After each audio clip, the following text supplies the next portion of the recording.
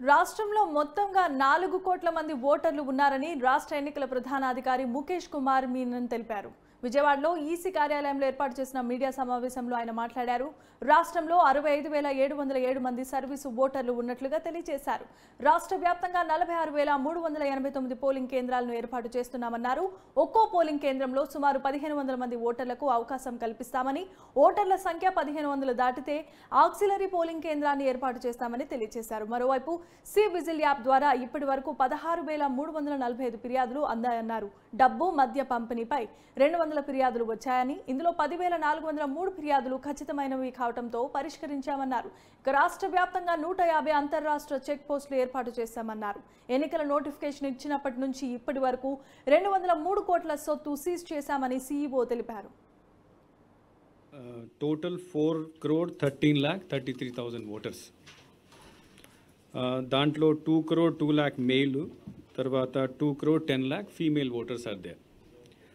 దీంతో పాటు మనకు సర్వీస్ ఓటర్స్ కూడా ఉన్నారు. 65,707 సర్వీస్ ఓటర్స్. సో ఫైనల్ ఈ అంతా service voters, mail, female, third gender అంతా కలిపి 4,14,01,887 voters are there who are going to participate in the polling process on 13th of May. మిగతా ఇష్యూస్కి వస్తే నా మోడల్ కోడ్ ఎన్ఫోర్స్మెంట్లో కూడా జస్ట్ టు బ్రీఫ్ యూ, మీకు నోట్లో కూడా ఇవ్వడం జరిగింది. Just to brief you, we have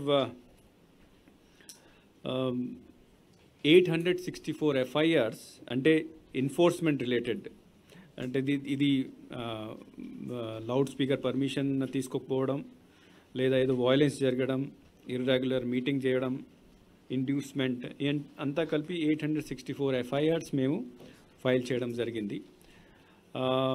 తర్వాత సీజర్లో 9,000 cases of seizure, 9,000 cases of సీజర్లో కూడా FIR చేయడం జరిగింది. సి విజిల్ కింద మనకు 16,345 కంప్లైంట్